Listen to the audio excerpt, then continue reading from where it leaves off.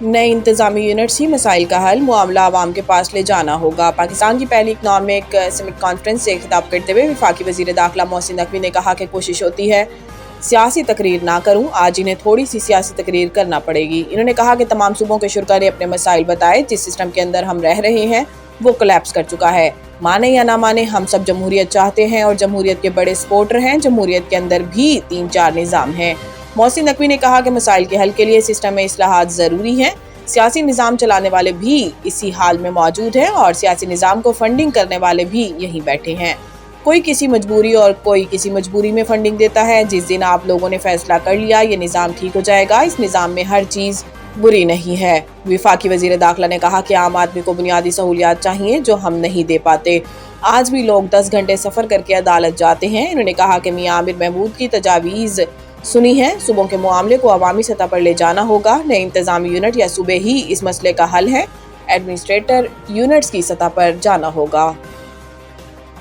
آزاد کشمیر انتخابات، ایک دوسرے پر الزامات کے بعد پی پی اور نون لیگ میں مفاہمتی اجلاس، محاذ آرائی مزید بڑھنے نہ دینے پر اتفاق۔ اسلام آباد آزاد کشمیر کے جاری انتخابات کے حوالے سے پاکستان پیپلز پارٹی اور پاکستان مسلم لیگ نون کے درمیان بڑھتی ہوئی کشیدگی کے دوران دونوں اتحادی جماعتوں کے سینئر رہنماؤں نے جمعرات کو مظفر آباد میں ملاقات کی تاکہ انتخابی دھاندلی کے الزامات سے پیدا ہونے والے سیاسی بحران کو قابو میں رکھا جا سکے۔ یہ ملاقات میرپور کے انتخابات کے بعد دونوں جماعتوں کے درمیان کئی دنوں سے جاری تلخ بیانات کے تبادلے کے بعد ہوئی، جس میں پیپلز پارٹی نے بڑے پیمانے پر بے ضابطگیوں کا الزام عائد کرتے ہوئے انتخابی عمل کی ساکھ پر سوال اٹھایا تھا۔ دریائے سندھ میں کالا باغ اور چشمہ کے مقام پر نچلے درجے کا سیلاب۔ ترجمان پی ڈی ایم اے کے مطابق دریائے سندھ میں کالا باغ اور چشمہ کے مقام پر نچلے درجے کا سیلاب ہے۔ پی ڈی ایم اے کا کہنا ہے کہ ڈیرہ غازی خان رودکوہیوں میں پانی کا بہاؤ نارمل ہے۔ کالا باغ 2,63,000 اور چشمہ میں پانی کا بہاؤ 2,94,000 ہے۔ وزیر آباد ناکا پلکھو میں درمیانے درجے کا سیلاب ہے۔ ناگا پلکھو میں پانی کا بہاؤ 3600 کیوسک ہے، جبکہ ناروال نالا بسنتر میں نچلے درجے کا سیلاب ہے۔ ترجمان پی ڈی ایم اے کے مطابق مونسون بارشوں کا چوتھا سلسلہ 5 اگست تک جاری رہنے کی پیشگوئی ہے۔ پی ایس ایل 12 کے لیے 2 ونڈوز سامنے آ گئی۔ تفصیلات کے مطابق پی ایس ایل 10 کا انعقاد اپریل مئی میں ہوا، جبکہ 11واں ایڈیشن مارچ کے آخر سے مئی تک جاری رہا۔ یہ تاریخیں آئی پی ایل سے متصادم رہیں۔